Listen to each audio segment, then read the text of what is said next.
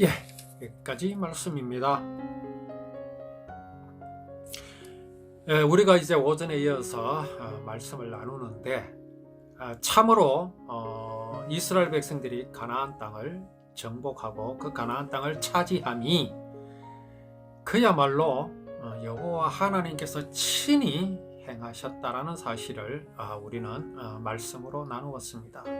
이것은 매우 의미가 있고 우리가 잊어버리지 말아야 할 중요한 사실임을 우리가 오전에 말씀을 통해서 나누었습니다.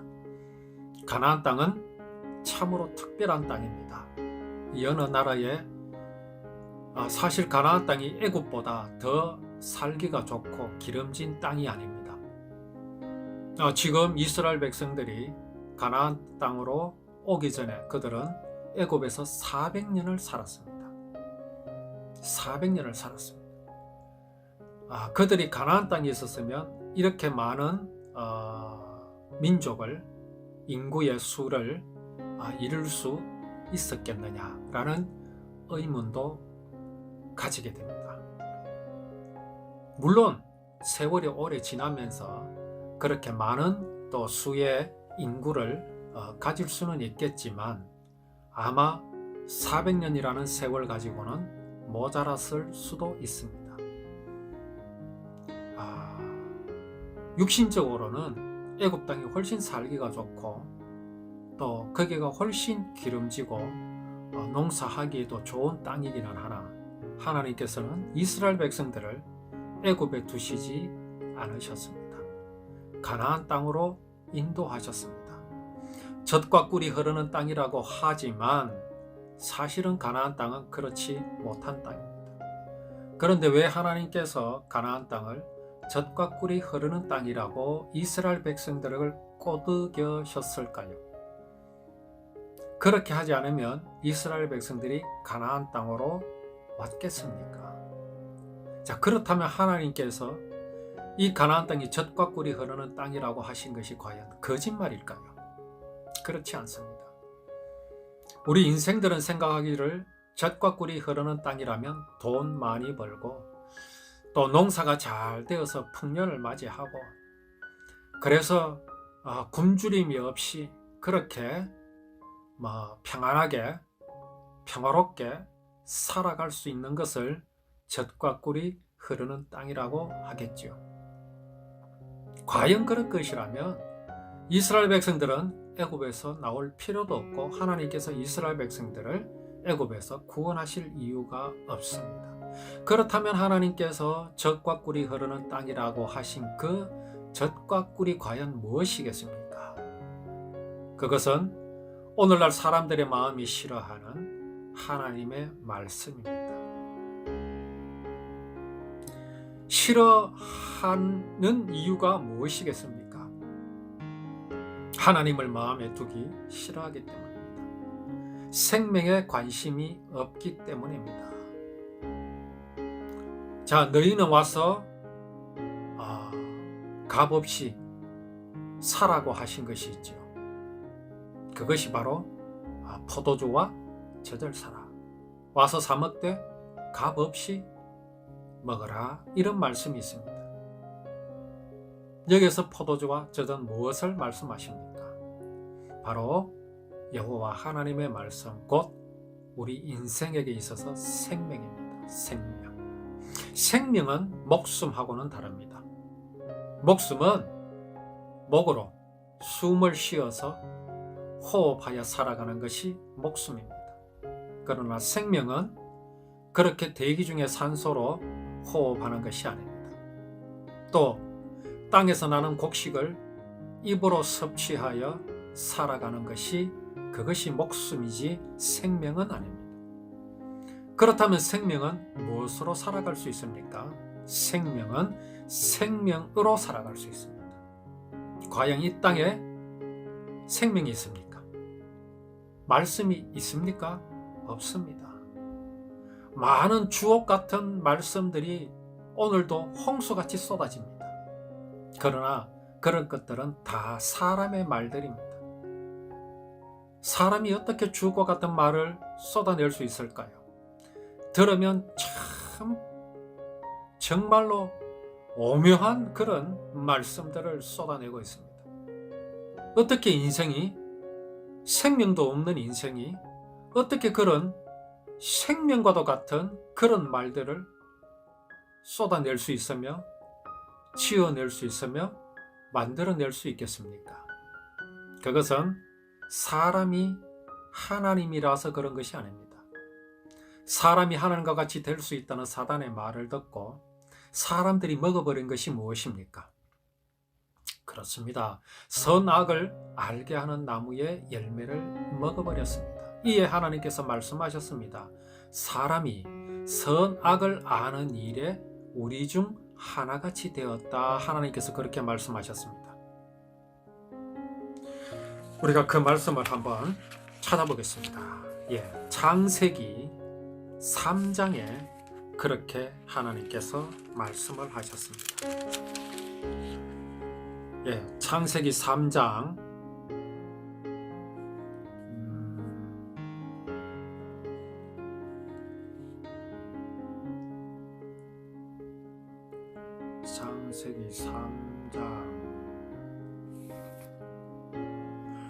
22절입니다. 여호와 하나님이 이르시되 보라, 이 사람이 선악을 아는 일에 우리 중 하나같이 되었으니 그렇게 말씀하셨습니다. 창세기 3장 22절입니다. 인생이 그렇게 선악을 아는 일에 무려 하나님의 경지에 이르러 있다라는 것입니다. 근데 모자란 것이 무엇이 있겠습니까? 아는 것뿐이라는 말입니다. 오늘 종교의 지도자들, 철학자들이 쏟아내는 진리와 같은 그런 말들은 그 말을 만들어낸 사람이 그것을 능히 실천하여 행할 수 있는 능력이 있기 때문에 쏟아내는 말이 아니라는 말씀입니다. 다만 선이 무엇이며 악이 무엇인지를 아는 것에 하나님의 경지에 이르러 있다 보니 그런 주옥과 같은 말을 만들어낼 수 있고 할 수 있는 것일 뿐입니다. 우리 인생은 하나님 앞에서 참으로 겸손할 수밖에 없습니다. 겸손해야 합니다. 알기는 잘 압니다. 선이 무엇인지 잘 압니다. 악이 무엇인지 잘 압니다. 그러나 우리가 시인하여야 할 것은 내가 내뱉는 그 말도 내 스스로 지킬 수 없는 존재임을 알아야 합니다. 선이 무엇인지 알기는 하나 선을 행할 힘이, 능력이 없음을 알아야 합니다. 악이 무엇인지 알기는 하나 악을 물리칠 능력이 우리 인생에게는 없다라는 사실을 우리는 하나님 앞에서 인정하여야 합니다. 그 이유가 무엇입니까? 그것은 사람이 그 마음에서 생명이신 하나님, 곧 생명을 상실하여 버렸기 때문입니다. 이것이 인생의 마음의 정체입니다. 생명을 잃어버린 마음입니다. 생명을 잃어버렸으니 죽은 것이지요. 메마른 것이지요. 공허한 것입니다. 이런 인생에게서 나타나는 현상이 무엇이겠습니까? 뻔한 것 아닙니까? 죽었으니 나타나는 현상은 썩어 진동하는 악취뿐인 것 같이 생명이신 하나님을 상실하여 버렸으므로 죽은 인생에게서 나타나는 현상이란 악취뿐임을 우리는 시인하여야 합니다. 이런 인생에게 있어서 참으로 적과 꿀이 되는 양식은 무엇이겠습니까? 당연히 생명입니다. 생명. 생명이 우리를 살린다라는 말씀입니다. 사람이 선악을 알므로써 선악을 아는 일에 하나님의 경지에 이르렀으므로써 그 지식으로 내뱉는 말이 우리를 살리는 게 아닙니다. 그것은 오히려 우리를 더 비참하게 만들고 죽일 따름입니다. 차라리 모르는 게 낫지요. 이러한 인생을 살리는 참 양식은 여호와 하나님의 말씀뿐이란 말입니다. 그곳이 바로 가나안입니다. 참으로 아이러니하게도 가나안 땅에서라야만이 젖과 꿀을 만날 수 있다니 말입니다. 왜 그렇습니까? 그걸 애굽에서 만날 수 없습니까? 왜 하나님께서는 굳이 그 살기 좋은 애굽에서 당신의 백성들을 끌어내셔서 그 척박한 가나안 땅으로 이끄시면서 여기에 젖과 꿀이 흐른다고 말씀을 하셨을까요? 마음이 가난한 자는 복이 있나니 천국이 저희 것이미요 라고 말씀하십니다. 이 말씀을 두고 오늘날 사람들은 어떻게 해석을 하고 있습니까? 청렴결백하면 천국에 갈 수 있다, 구원을 받을 수 있다, 이따위로 말을 합니다. 그래서 오늘날 교회는 뭐라고 말합니까? 마치 재산을 많이 갖고 있으면, 돈을 많이 갖고 있으면 천국에 가기 어렵다고 말합니다. 그래서 헌금을 많이 하라고 그렇게 말을 하는 것 같이 합니다. 사실은 하고 있습니다. 영 엉뚱한 말은 아닙니다. 왜 그러냐 하면요, 애굽에서는 젖과 꿀이 흘러도 사람의 관심은 그것에 관심이 없습니다. 관심을 둘 수가 없습니다.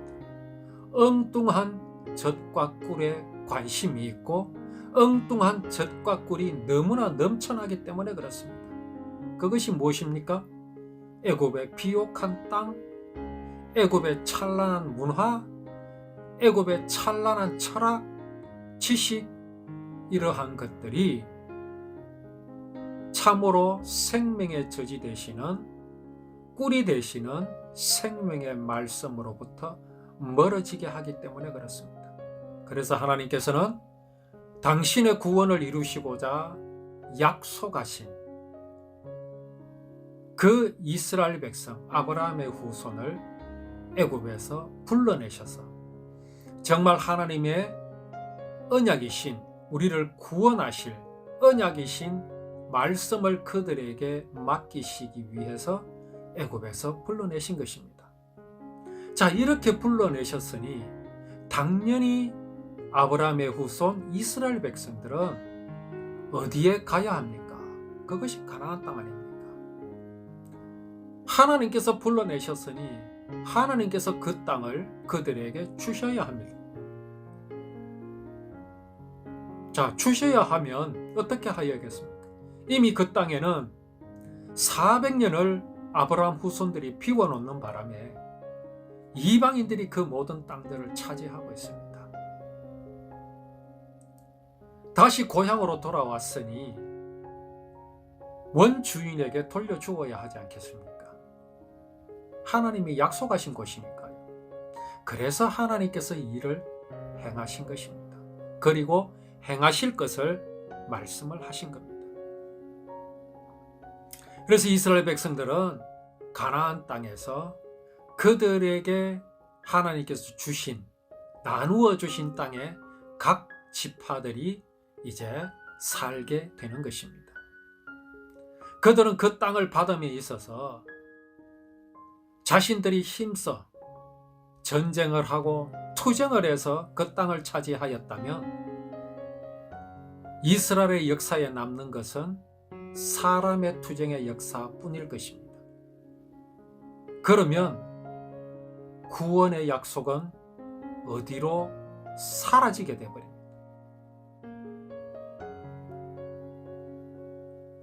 사람의 노력과 사람의 힘씀과 사람의 것으로 여호와 하나님의 구원의 언약은 이스라엘 가운데서 잊혀져 버리게 될 것입니다.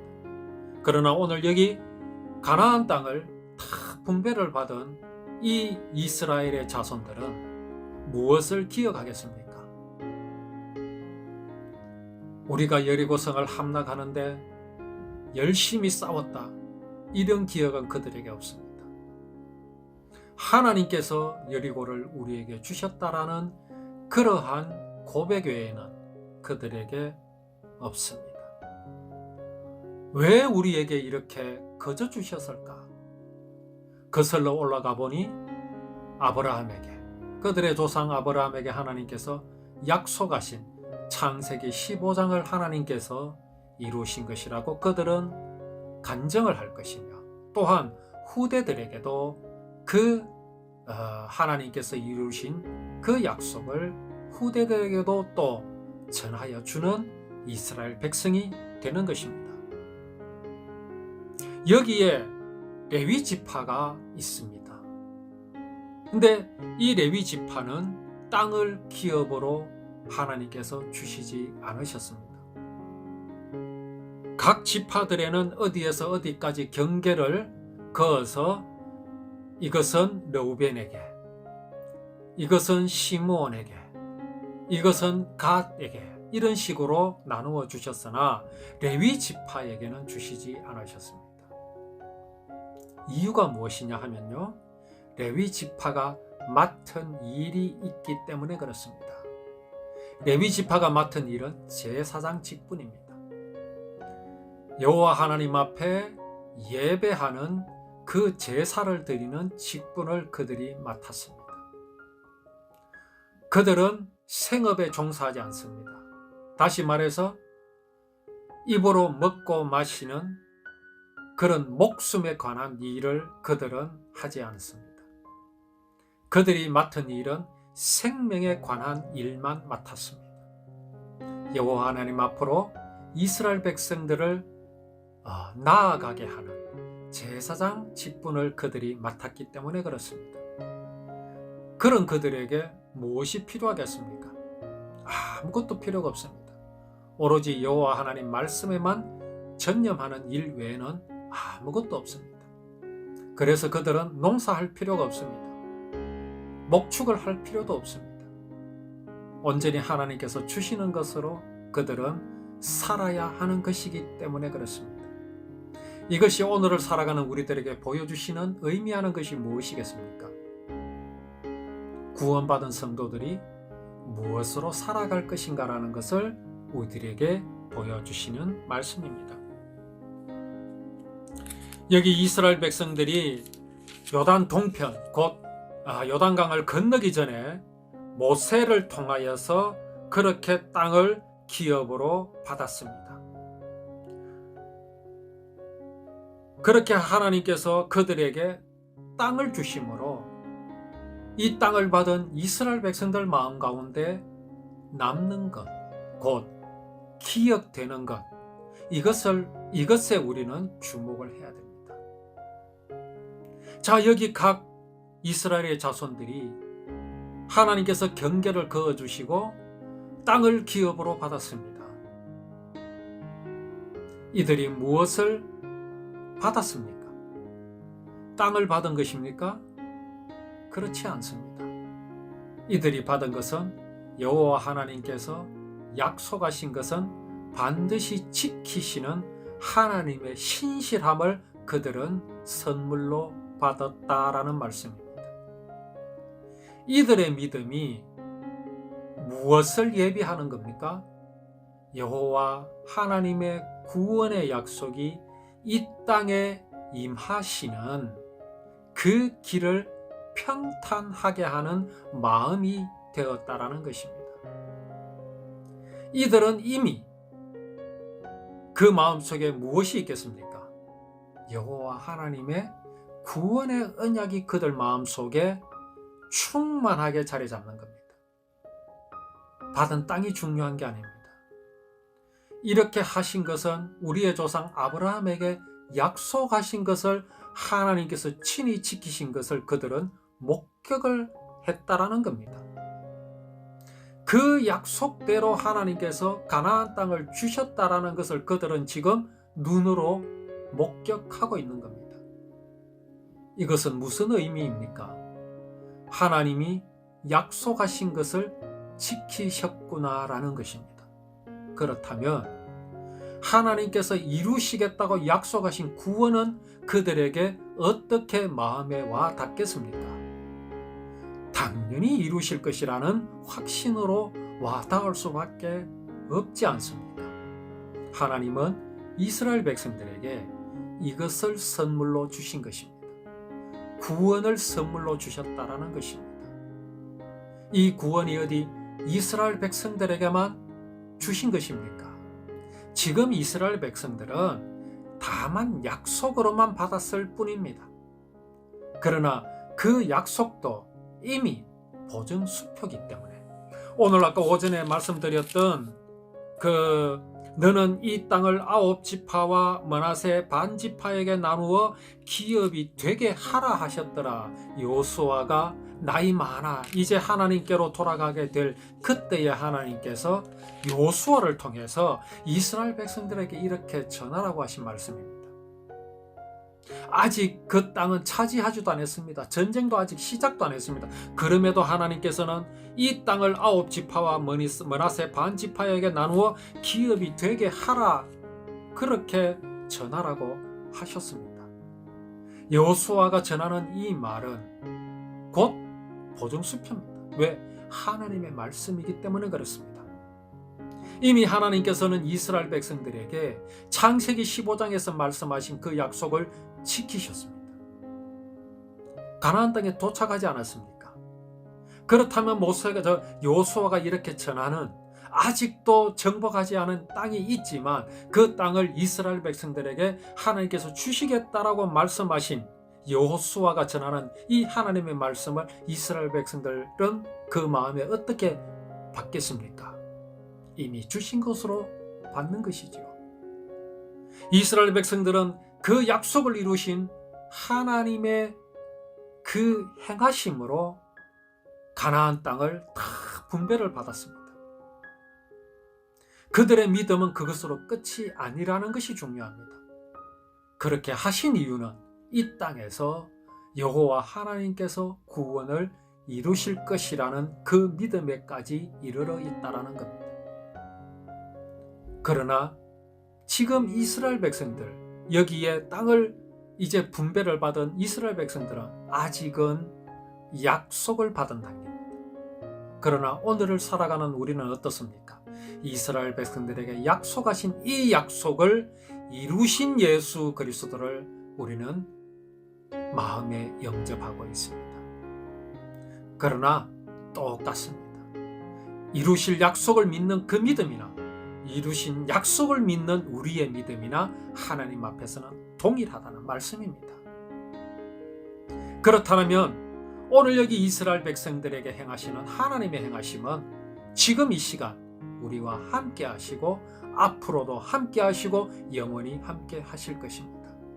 여기에서 우리의 기대가 무엇입니까? 예수 그리스도 만사 형통하게 하신다라는 예수 그리스도의 그 행하심이 우리는 어떤 믿음으로 우리의 마음속에 그리고 있습니까? 혹시 애굽의 기름진 땅 그것이 우리에게 적과 꿀입니까? 아니면 비록 땅은 척박하나 진실로 우리의 생명의 적과 꿀이 되신 하나님의 미쁘심이 우리에게 나에게 만사 형통으로 믿어지는가? 정말 우리는 이스라엘에게 행하신 이 하나님의 행하심은 단지 땅을 주시기 위함이 아니라는 사실을 우리는 알아야 합니다.